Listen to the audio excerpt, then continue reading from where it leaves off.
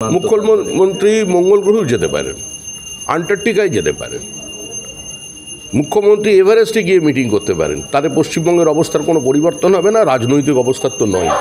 কারা এটার মদত দিয়েছেন, কাদের অনুমোদনে হয়েছে, মানুষের তাদের চেনেন, জনমনে সেটা প্রতিষ্ঠিত। এখন আইনি শিলমোহর লাগানো বাকি। 21শে ফেব্রুয়ারি পাঞ্জাব সফরে যাবেন মুখ্যমন্ত্রী মমতা বন্দ্যোপাধ্যায়, গিয়ে সেখানে অরবিন্দ কেজরিওয়ালের সঙ্গে আলাদা করে বৈঠক করবেন। অরবিন্দ কেজরিওয়ালের সঙ্গে বৈঠক করবেন। মুখ্যমন্ত্রী মঙ্গল গ্রহেও যেতে পারেন, আন্টার্কটিকায় যেতে পারেন, মুখ্যমন্ত্রী এভারেস্টে গিয়ে মিটিং করতে পারেন। তাতে পশ্চিমবঙ্গের অবস্থার কোনো পরিবর্তন হবে না, রাজনৈতিক অবস্থার তো নয়। তৃণমূল পশ্চিমবঙ্গে এই নির্বাচনে ডাবল ডিজিট পেরোবে না। মজুমদারকে হাউস অ্যারেস্ট করার পথেই এগোচ্ছে পুলিশ, এবং সকাল থেকে বারংবার টাকির যে গেস্ট হাউসে সুকান্তবাবু রয়েছেন সেখানে পৌঁছাচ্ছে, কিন্তু তার সঙ্গে দেখা হচ্ছে, কিন্তু যেতেও দেওয়া হবে না। এটাই মানুষ প্রত্যাশা করছে, কারণ সমস্ত প্রতিবাদ আজকে পশ্চিমবঙ্গে বাজেয়াপ্ত হয়ে গেছে। কোনো আইনের শাসন নেই। আর্ত মানুষের চিৎকার, আর্ত মানুষের সহায়তা করা বা বিষয়টিকে বোঝার জন্য তাদের পাশে গিয়ে দাঁড়ানো, এই মুহূর্তে সেটাও বন্ধ করে দিয়েছে তৃণমূল সরকার। গণতন্ত্রে বিরোধীদের ভূমিকাই সবচেয়ে আগে। এই যে বিধানসভা লোকসভাগুলো আছে, এগুলো বিরোধীদের, শাসক দলের নয়। যে রাজ্যে বিরোধী দলনেতাকে একটা সভা করতে গেলে যার স্থান মুখ্যমন্ত্রীর পরে, তাকে হাইকোর্টে যেতে হয়। একটা সর্বভারতীয় দল, ভারতবর্ষের মানুষ তৃতীয়বারের জন্য যাকে কেন্দ্রের সরকারে আনতে চলেছে, তার যিনি সভাপতি, সাংসদ, আজকে তিনি ঢুকতে পারছেন না।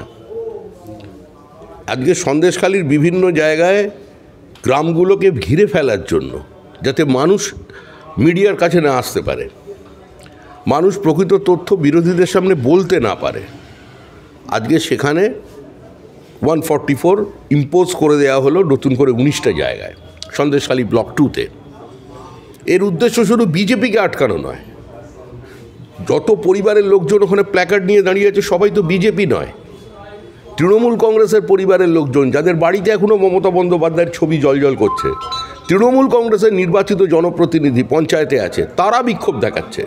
তা প্রকৃত সত্যকে মানুষের সামনে উঠে যাতে না আসে, তার জন্য আপ্রাণ চেষ্টা চালাচ্ছে তৃণমূল। দেখুন, যারা মানুষের জীবন যৌবনকে, মানুষের ক্ষুধাকে, মহিলার সম্ভ্রমকে এবং সর্বোপরি গণতান্ত্রিক অধিকারগুলোকে খেলা বলে মনে করেন, রাজনীতির সঙ্গে তুলনা করেন, তো তাদের কাছ থেকে এর বেশি কী প্রত্যাশা করবেন?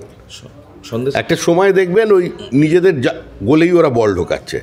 খেলা হবে বলতে বলতে এই বেশি দিন যেতে হবে না আপনাকে, মার্চ মাসের পরে দেখবে সেম সাইড গোল শুরু হয়ে যাচ্ছে।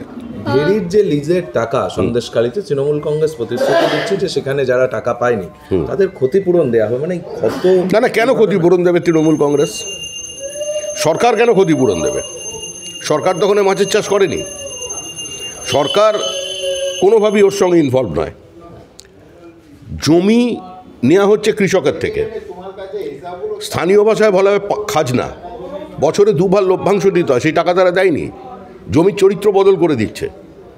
এই যে প্লেগ্রাউন্ড, খেলার মাঠ সন্দেশখালি স্কুলের, সেটা পর্যন্ত এখন ভেড়ি হয়ে গেছে। সরকার কেন টাকা দেবে? কেন তৃণমূল কংগ্রেস দেবে না? তৃণমূল কংগ্রেস সরকারের টাকাটাকে নিজের টাকা বলে মনে করছে। টাকা কেউ কাউকে দেবার ক্ষমতা তৃণমূল কংগ্রেসের নেই। রেশন বন্টন দুর্নীতিকাণ্ডে ধৃত শঙ্কর আঢ্যের ঘনিষ্ঠ বিশ্বজিৎ দাসকে আজকে গ্রেপ্তার করা হয়েছে ইডি, এবং আজকে আদালতে তোলা হবে। কি বলবেন, একের পর এক এইভাবে দুর্নীতি হয়ে যাচ্ছে? একটা সরকারের কাছে যে প্রাথমিক তালিকা আছে কাজের, তার মধ্যে সবচেয়ে প্রথমের দিকে আছে খাদ্য। তো যেখানে 20,000 কোটি টাকা একজনের মাধ্যমে ফরেক্স কোম্পানি দিয়ে বিদেশে পাচার করে দেওয়া হয়, তো স্বাভাবিকভাবেই এটা সহজেই অনুমেয় যে আরও অন্যান্য পয়েন্ট মেলালে এই দুর্নীতির পরিমাণটা কত। কয়েক লক্ষ কোটি টাকা তছরূপ হয়েছে তৃণমূল জমানায়। এখন মানুষ কিন্তু আর এই ছোটো চোরকে দেখতে চাইছে না। মানুষ 5-10% এজেন্টদের খুঁজছে না। মানুষ বড় কাতলা চাইছে, বড় মাছ চাইছে। কারা এটার মদত দিয়েছেন, কাদের অনুমোদনে হয়েছে, মানুষের তাদের চেনেন, জনমনে সেটা প্রতিষ্ঠিত। এখন আইনি শিলমোহর লাগানো বাকি। 21শে ফেব্রুয়ারি পাঞ্জাব সফরে যাবেন মুখ্যমন্ত্রী মমতা বন্দ্যোপাধ্যায়, গিয়ে সেখানে অরবিন্দ কেজরিওয়ালের সঙ্গে আলাদা করে বৈঠক করবেন। অরবিন্দ কেজরিওয়ালের সঙ্গে বৈঠক করবেন। মুখ্যমন্ত্রী মঙ্গল গ্রহেও যেতে পারেন, আন্টার্কটিকায় যেতে পারেন, মুখ্যমন্ত্রী এভারেস্টে গিয়ে মিটিং করতে পারেন, তাতে পশ্চিমবঙ্গের অবস্থার কোনো পরিবর্তন হবে না, রাজনৈতিক অবস্থার তো নয়। তৃণমূল পশ্চিমবঙ্গে এই নির্বাচনে ডাবল ডিজিট পেরোবে না।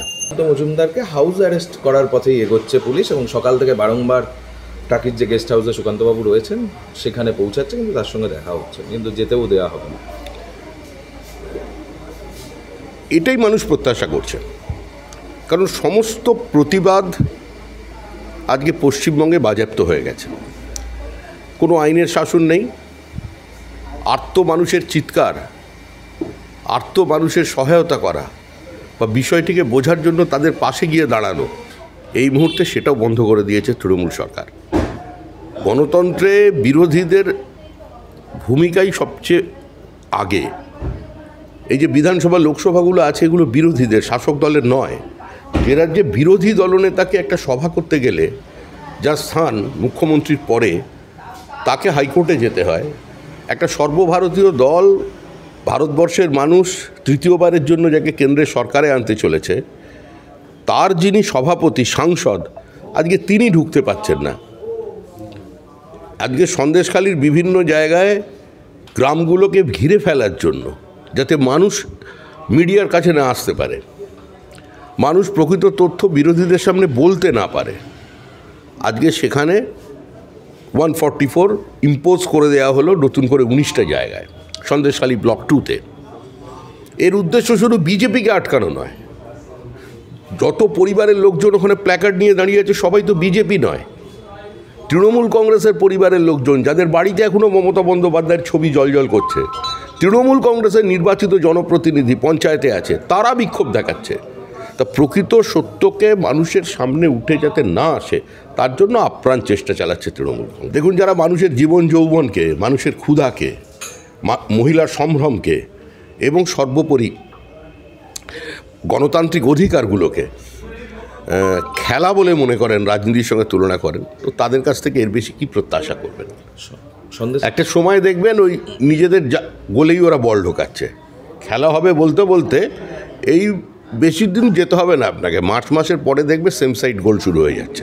ভেরির যে লিজের টাকা সন্দেশখালিতে তৃণমূল কংগ্রেস প্রতিশ্রুতি দিচ্ছে যে সেখানে যারা টাকা পায়নি তাদের ক্ষতিপূরণ দেওয়া হবে, মানে কত না, কেন ক্ষতিপূরণ দেবে তৃণমূল কংগ্রেস? সরকার কেন ক্ষতিপূরণ দেবে? সরকার তখন মাছের চাষ করেনি, সরকার কোনোভাবেই ওর সঙ্গে ইনভলভ নয়। জমি নেওয়া হচ্ছে কৃষকের থেকে, স্থানীয় ভাষায় বলা হয় খাজনা, বছরে 2 বার লভ্যাংশ দিতে হয়, সেই টাকা তারা দেয়নি, জমির চরিত্র বদল করে দিচ্ছে। এই যে প্লেগ্রাউন্ড, খেলার মাঠ সন্দেশখালি স্কুলের, সেটা পর্যন্ত এখন ভেড়ি হয়ে গেছে। সরকার কেন টাকা দেবে? কেন তৃণমূল কংগ্রেস দেবে না? তৃণমূল কংগ্রেস সরকারের টাকাটাকে নিজের টাকা বলে মনে করছে, টাকা কেউ কাউকে দেবার ক্ষমতা তৃণমূল কংগ্রেসের নেই। রেশন বন্টন দুর্নীতিকাণ্ডে ধৃত শঙ্কর আঢ্যের ঘনিষ্ঠ বিশ্বজিৎ দাসকে আজকে গ্রেপ্তার করা হয়েছে ইডি, এবং আজকে আদালতে তোলা হবে। কি বলবেন, একের পর এক এইভাবে দুর্নীতি হয়ে যাচ্ছে?